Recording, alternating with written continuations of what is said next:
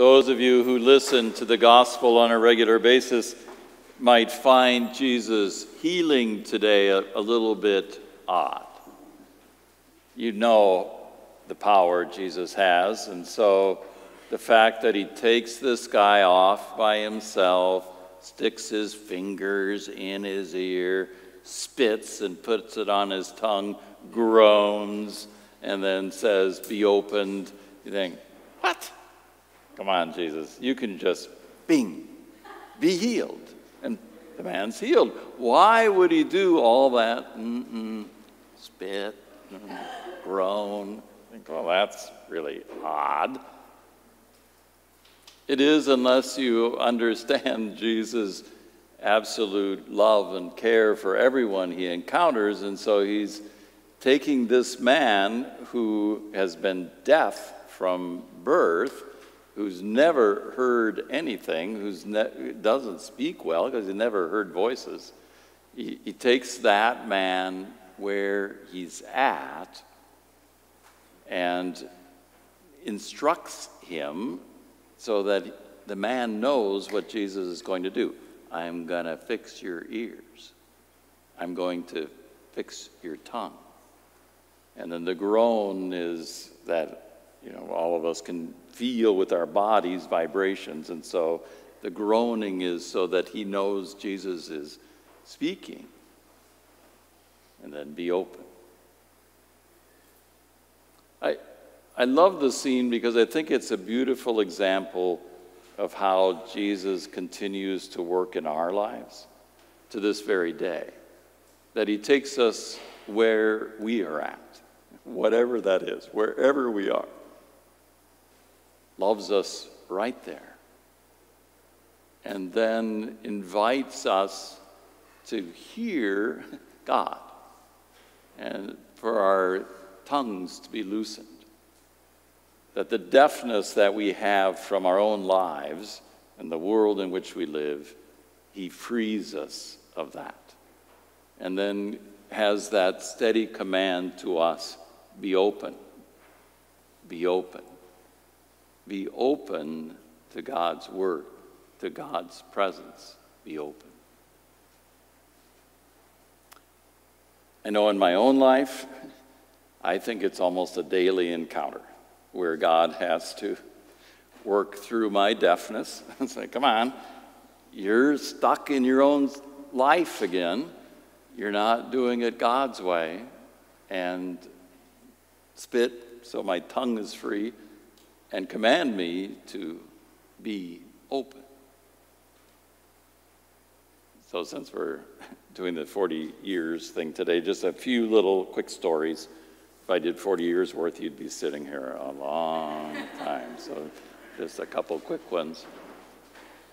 As a young priest, one of the things I did was I went on a 30-day silent retreat in Gloucester, Massachusetts. And on that retreat, one of the meditations that St. Ignatius has you do is to give away your treasures. Well, since I was a young priest, thinking about giving away my stuff wasn't hard because I was really poor. As a young priest, we didn't get paid very well. So give that all away? Oh, that's easy. Give all that away. I can do that. But then he has you give away other treasures. And one of them is your reputation. And I don't get that one, Ignatius. I'm supposed to give up my reputation? Well, it's a treasure. Give it up. Right? Give up my reputation. So you want people to think badly of me? Hey, wait a minute. I work really hard. I try to be a good priest. And you want people to think badly of me? Give up my reputation? And it came to me slowly that the reason why I was working so hard was I was trying to earn God's love. Even though I preached that God loved people unconditionally. He loves you no matter what. He accepts you no matter what. I wasn't living that. I personally was working really hard so that Jesus could love me. I think, wow, it was a big moment for me of my ears being opened, my tongue being freed, and Jesus saying to me, be open to the fact that you are loved no matter what, no matter how well you do. Be willing to give it all up. So then God had some fun with me after that, because then the Archbishop assigned me to a parish where everybody, or most people, spoke Spanish, and I didn't. So that's a good way to get rid of your reputation, because I can't talk to my parishioners. I think, hey, every child there spoke Spanish better than I did. And I think, hey, they all probably went home laughing about it. I think, wow, did you hear what words he used today? And the sentence didn't make any sense, but that little 4-year-old could speak just fine, but Father couldn't. But God still worked through that brokenness, as God always does, and inviting me to be open to the fact that God's going to use every little part of your life to make the kingdom happen. One of the other areas where he constantly has to work to open my ears is what is talked about in that second reading today from James. Because I have a tendency, as probably most of us do, to prejudge people based upon how they act or look or those kind of things, and I have to keep working on myself to encounter Jesus even there. Over the years, I've always struggled to be real hospitable to people who are intoxicated. That when they come for help and they're intoxicated, I usually just say, get lost. Come back when you're sober. We'll help you a lot when you're sober. You're drunk, so go away. We had a young guy show up a number of years ago now who initially seemed like a nice young man. He was around the church for a couple weeks, and then he started showing up drunk all the time. So then once he was intoxicated all the time, I'm usually like, get out of here. You know, quit sleeping in the church. Go away. One night I found him leaning up next to the bathroom as I was locking up the church. And I had a little bit of time. It's late at night, so I just sat next to him on the floor and woke him up and said, Eduardo, come on. Eduardo, why? Why are you drunk all the time? Porque siempre borracho. Why are you a drunk? And he woke up and out of his pocket pulled out this little crumpled piece of paper, handed it to me. So I opened it up. It was a letter from his mother informing him that there had been an accident in Mexico and his father and his wife died in the car accident.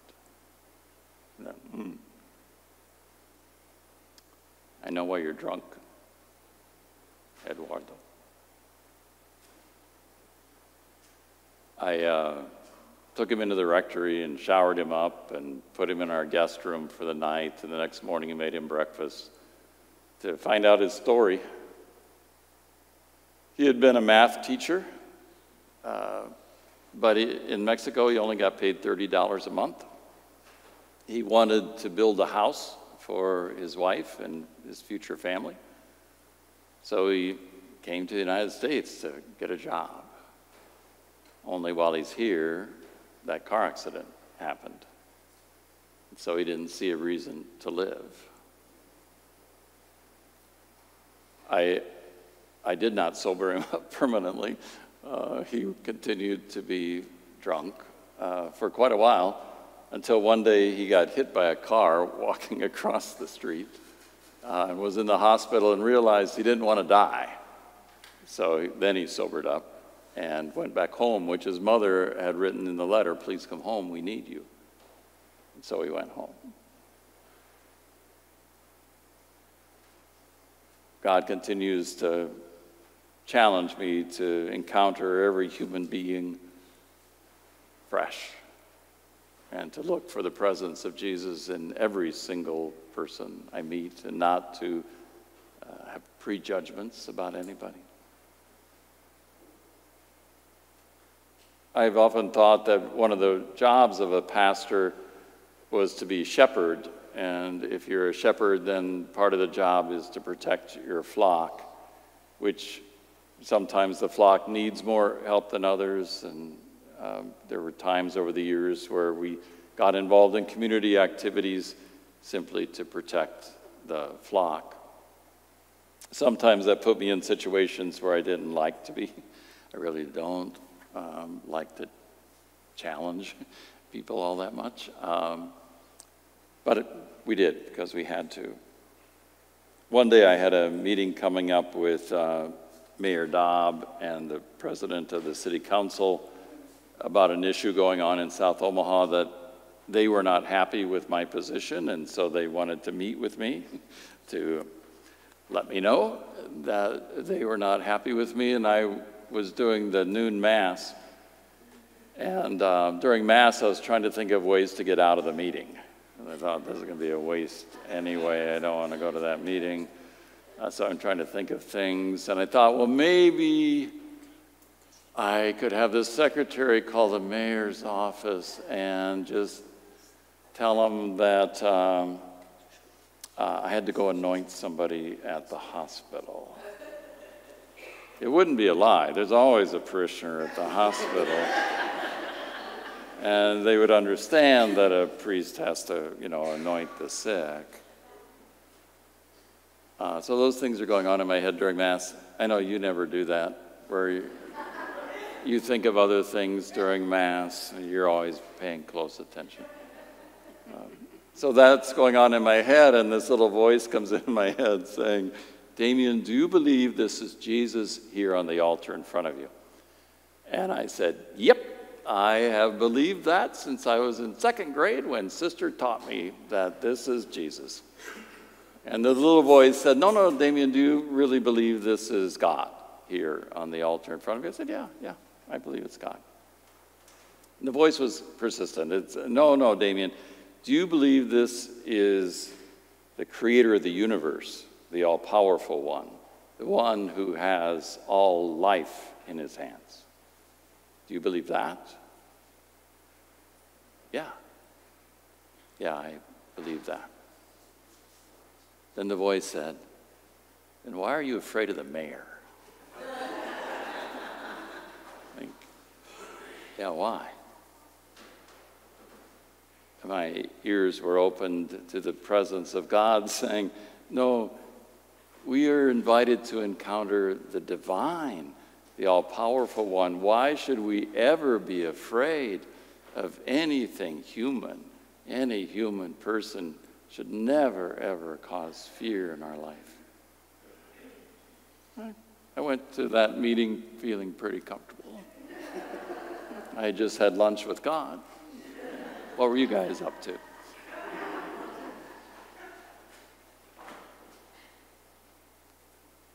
It's a daily experience, I think, of letting Jesus open our ears and free our tongues and truly encounter the presence of the divine. It continues to happen in my life through you. That in each of you, in each of our encounters, I sense the presence of Jesus, and I thank you for that. And I hope you continue to have that same experience of letting Jesus challenge you to be open to those divine encounters.